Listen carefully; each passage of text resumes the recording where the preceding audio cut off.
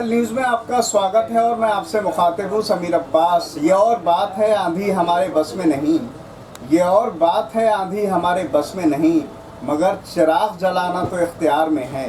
ये और बात है, जैसे मैंने कहा, जिक्र किया, बात की, सियासत एक अलग उरूज पे, एक अलग हालात पे जा रही है, लेकिन उसी हालात में से किस तरह से बेहतरी करना है, क्योंकि सियासत में भी करप्शन और तमाम चीज़ें सामने आ रही हैं। लेकिन ये बात सच है कि अंधेरे में से रोशनी पैदा करना ये भी इंसान का काम होता है।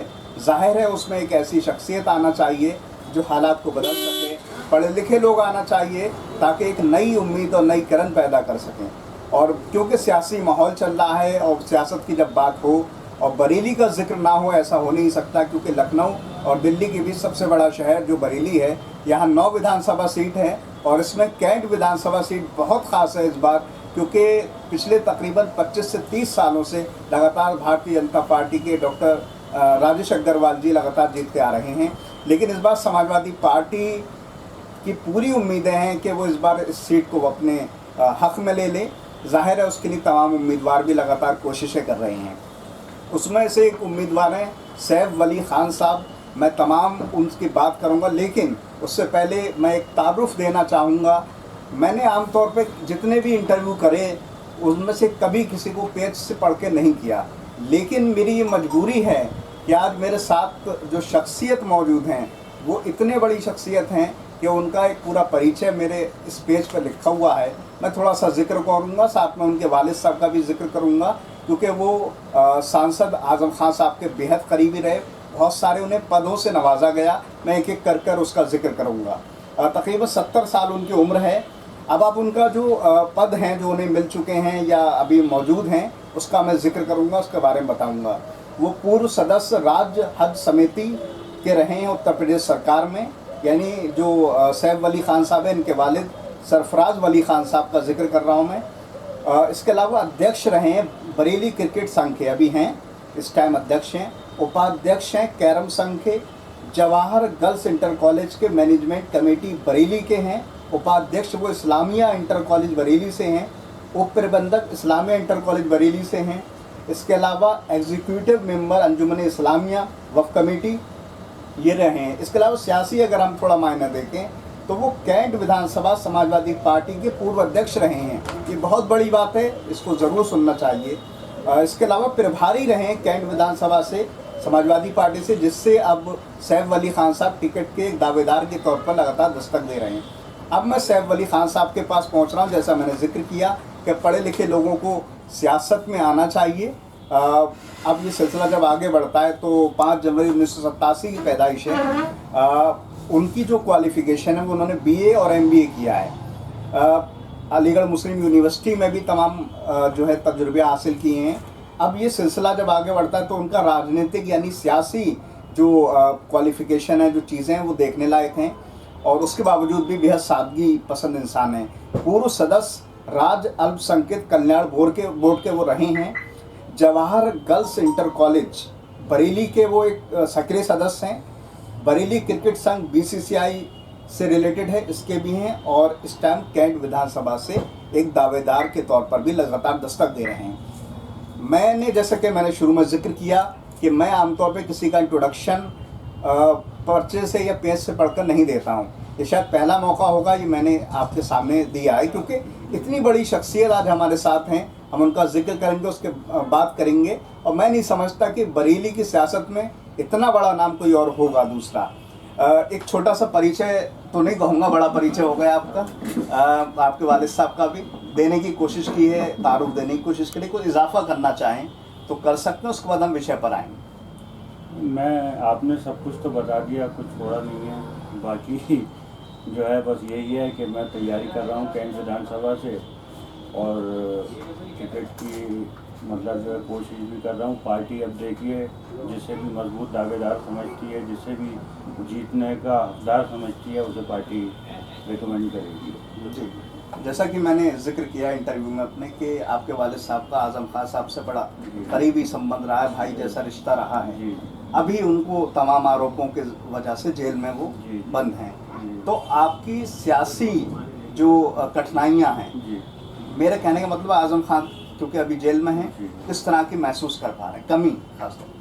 देखिए, हम तो उनकी कमी ऐसे महसूस कर रहे हैं कि ऐसा लग रहा है हमारे हाथ पैर ही कटे हुए हैं, क्योंकि हम सियासत ही उनके पीछे करते हैं, उनके पीछे खड़े होकर उनके मार्गदर्शन में ही सियासत करते हैं। और इस वक्त भारतीय जनता पार्टी ने एक मुस्लिम सबसे बड़ा, हिंदुस्तान की सियासत का सबसे बड़ा चेहरा होने के नाते उन्हें फर्जी मुकदमों में और झूठे मुकदमों में जेल में डाल रखा है। बस हम लोग की दुआ ये है कि जल्द से जल्द जो है कोर्ट उन्हें न्याय दे और जल्द से जल्द वो हम लोग के बीच में आए। जी। मैं, आपकी उम्र भले ही तकरीबन 35 साल के आसपास है, लेकिन आपके साथ 70 सालों का एक्सपीरियंस है। जी। मेरे लफ्ज़ों को बदल के कह दूं, आपके वालिद साहब का जी। एक्सपीरियंस है, इसलिए मैंने 70 साल का जिक्र किया है। 35 उनके और आपके, जी। ये बड़ा लंबा एक्सपीरियंस होता है।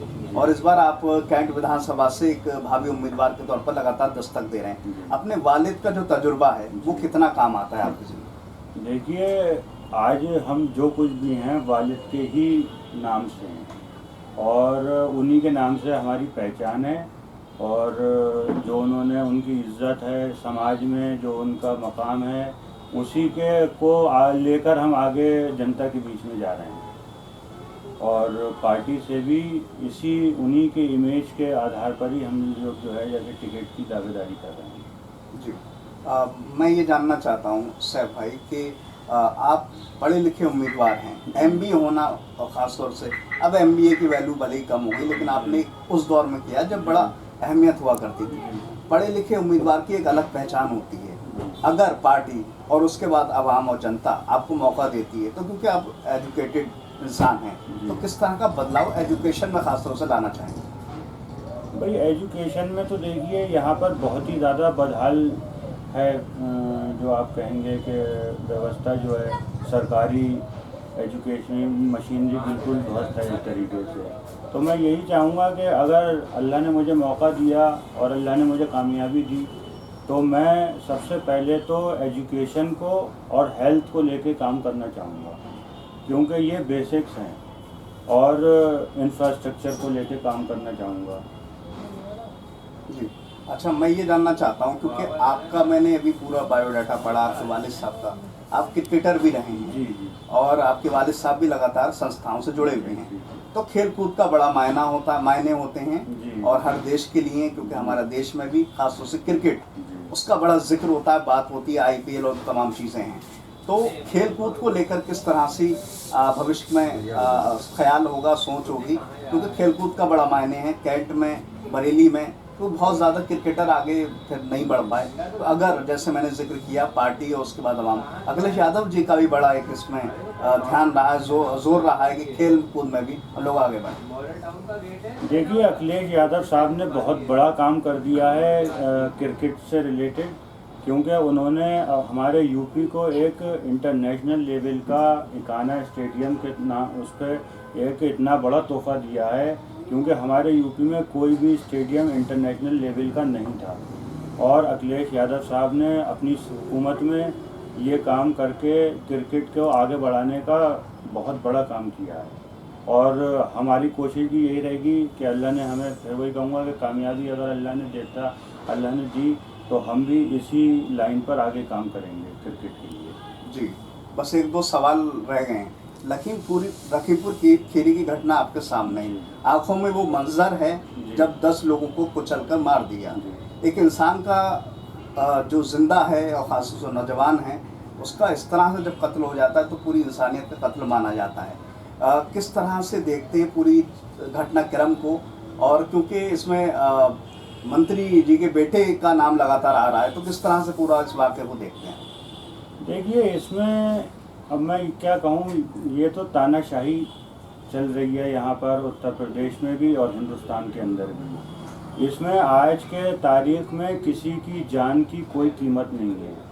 जिसे चाह रहे हैं सड़क पर मॉब लिंचिंग कर रहे हैं, कत्ल कर दे रहे हैं, उस पर कोई कार्रवाई नहीं हो रही है। सेम इसी तरह से किसानों को मतलब खुलेआम गाड़ियों से रौंद दिया गया, जैसे कि एक कीड़े मकोड़े को रौंद देते हैं, और उनके खिलाफ़ कोई कार्रवाई नहीं हुई।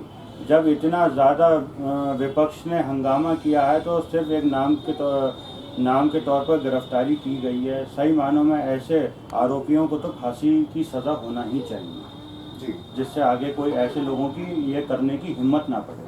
जी। लेकिन इसमें सरकार को निष्पक्ष होना बहुत ज़रूरी है। अच्छा, मैं ये बस एक दो आखिरी के सवाल रह गए जो सियासत से हटकर है तमाम चीज़ों से।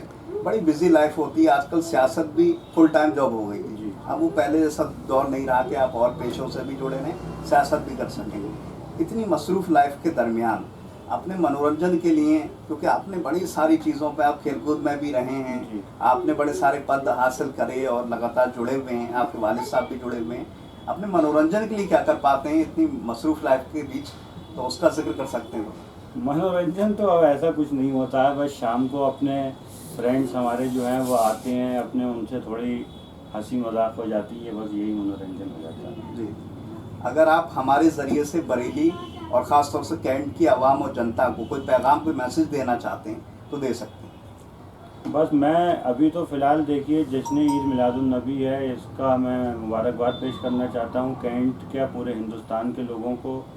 और अभी हमारे बहुत बड़े बुजुर्ग हैं शाह शराफत मियाँ हुजूर, उनका भी पुल है, उसकी भी मैं मुबारकबाद पेश करना चाहता हूँ सारे हिंदुस्तान के लोगों को। जी, बहुत सारी शुभकामनाएं हैं भविष्य के लिए, और ख़ास तौर से यंग जनरेशन को अखिलेश यादव जी जिस तरह से मौका दे रहे हैं उसके लिए, भविष्य के लिए बहुत सारी शुभकामनाएं। बहरहाल मैं सिलसिले को अभी यहाँ नहीं रोकूंगा। जैसे मैंने एक शुरुआत की कि एक शख्सियत होना बहुत बड़ी बात है।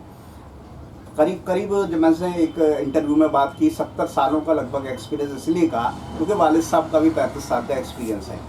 एक बहुत बड़ा परिचय है, बहुत बड़ा परिचय, जैसा मैंने जिक्र किया, चाहता हूँ कैमरे से एक बार दिखाया भी जाए। ये पूरा एक परिचय है, इनके वालिद साहब का भी है और इनका भी है। और लगातार खेलकूद और जो तमाम संस्थाएं उनसे जुड़े हुए हैं। बड़ी बात है, शिक्षा, स्वास्थ्य और खेलकूद ये हमारे देश की बुनियाद है, और एक इंसान के लिए रोटी कपड़ा और मकान ये सबसे ज़रूरी है। जाहिर है कि बरेली हो या कोई भी जगह, एजुकेटेड लोगों को सियासत में आना चाहिए ताकि एक नई ऊर्जा पैदा हो सके। जाति, समुदाय, वर्ग की राजनीति हम सालों से कर रहे हैं और देखते आ रहे हैं, लेकिन अब हालात दूसरे हैं। हम 21वीं शताब्दी में जी रहे हैं और हालात को बदलना है। जाहिर है कि सियासत में पढ़े लिखों को, लोगों को मौका मिलना चाहिए। अब तो ये तो गर्भ में छुपी बात होगी कि आगे क्या होगा। बहरहाल मैं अपनी बात को इस बात के साथ, इस शेर के साथ ख़त्म करूँगा, जो ज़रूरी भी है, जो मीडिया का कभी काम होना चाहिए। जो काम उनका है वो अहले सियासत जाने, मेरा काम मोहब्बत है जहाँ तक पहुँचे।